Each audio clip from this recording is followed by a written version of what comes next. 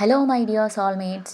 ഇവിടെ 3 കാർഡ്സ് കൊടുത്തിട്ടുണ്ട്. നിങ്ങൾക്ക് ഏറ്റവും കൂടുതൽ അട്രാക്ഷൻ തോന്നുന്ന ഒരു കാർഡ് സെലക്ട് ചെയ്യുക. നമുക്ക് ഫസ്റ്റ് കാർഡിലോട്ട് പോവാം.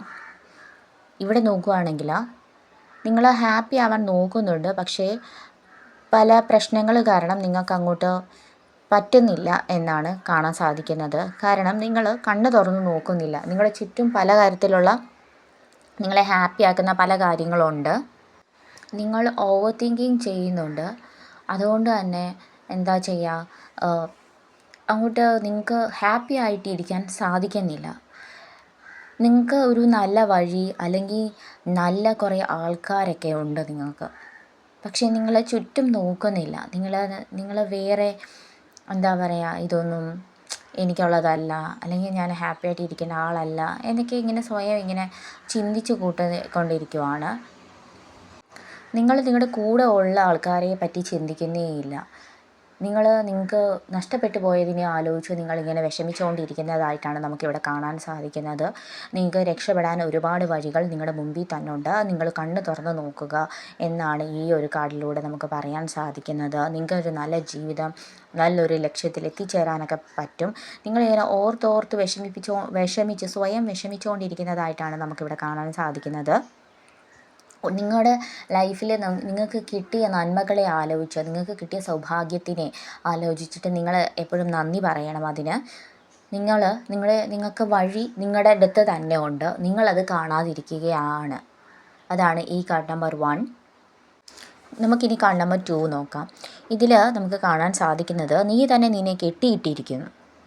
എനിക്ക് ഹാപ്പി ആവാൻ പറ്റുന്നില്ല, എൻ്റെ ജീവിതം ഇങ്ങനെയാണ്, ഓക്കെ, ഞാൻ ഒരിക്കലും രക്ഷപ്പെടത്തില്ല, അങ്ങനെ പറഞ്ഞ് അവിടെ ഇരിക്കുവാണ്. എനിക്ക് കൂടുതലും ഭയമാണ്. അയ്യോ, എനിക്കൊരിക്കലും ലോട്ടറി അടിക്കത്തില്ല, അല്ലെങ്കിൽ ഞാൻ ഒരിക്കലും പരീക്ഷയ്ക്ക് ജയിക്കത്തില്ല. അയ്യോ, എപ്പോഴും നിരാശയാണ്, എപ്പോഴും ദുഃഖിച്ച് കാണപ്പെടുന്നു. അതുപോലെ തന്നെ നിങ്ങൾ പഴയ വിഷമങ്ങൾ വീണ്ടും ആലോചിച്ചുകൊണ്ടിരിക്കുന്നു. അതുപോലെ തന്നെ നിങ്ങൾ കൂടുതലും ജീവിക്കുന്നത് എവിടെയാണെന്നറിയോ? പാസ്റ്റ് ലൈഫിലാണ് ജീവിക്കുന്നത്. നിങ്ങളൊരു ചെറിയൊരു സ്റ്റെപ്പ് എടുത്താൽ പോലും അത് വലിയ സക്സസ് ആയി മാറാനുള്ള ചാൻസ് ഉണ്ട്. അതുകൊണ്ട് അതുമാത്രമല്ല, നിങ്ങൾ മാറുന്നതിനോടൊപ്പം തന്നെ നിങ്ങളുടെ കുടുംബത്തിലും ഹാപ്പി ആയിട്ട് ഒരു നല്ലൊരു ലൈഫ് കൊണ്ടുവരാൻ സാധിക്കുമെന്നാണ് നമുക്ക് ഈ കാർഡ് നമ്പർ 2 നിന്ന് നമുക്ക് മനസ്സിലാക്കാൻ സാധിക്കുന്നത്. നിങ്ങൾ പഴയ കാര്യങ്ങൾ ആലോചിച്ച് നിങ്ങളുടെ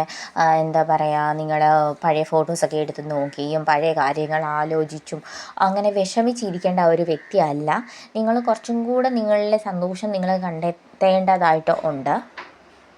നമുക്കിനി 3ാമത്തെ കാർഡ് നോക്കിയാലോ. ഈ ഒരു കാർഡിൽ പറയാൻ പറ്റുന്നത്, ഇതൊരു ഹീലിംഗ് ടൈം ആയിരുന്നു, ഓക്കെ.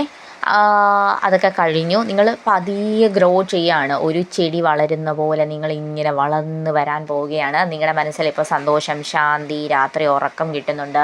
നിങ്ങൾ സ്റ്റേബിളായി, നിങ്ങൾക്ക് കുറച്ച് ബലമൊക്കെ വന്ന് തുടങ്ങി, ഓക്കെ. നിങ്ങൾ സ്വയം തന്നെ നിങ്ങളുടെ സന്തോഷത്തെ തേടി പോയിരിക്കുകയാണ് ചെയ്യുന്നത്. നിങ്ങൾക്ക് പുതിയ വഴികൾ തുറക്കുന്നു. നിങ്ങളുടെ ജോബിൽ പുതിയ ഓപ്പർച്യൂണിറ്റീസ് വരുന്നു. നിങ്ങൾ കുറേയും കൂടെ സ്റ്റേബിളായി കാണപ്പെടുന്നു. നിങ്ങൾ ഒരുപാട് സന്തോഷവതിയായി കാണപ്പെടുന്ന ഒരു സമയമാണ് ഇപ്പോൾ. നിങ്ങളുടെ ലൈഫിൽ ഒരുപാട് സന്തോഷമുള്ള ഒരു സമയമാണ് ഈ ഒരു നിമിഷം.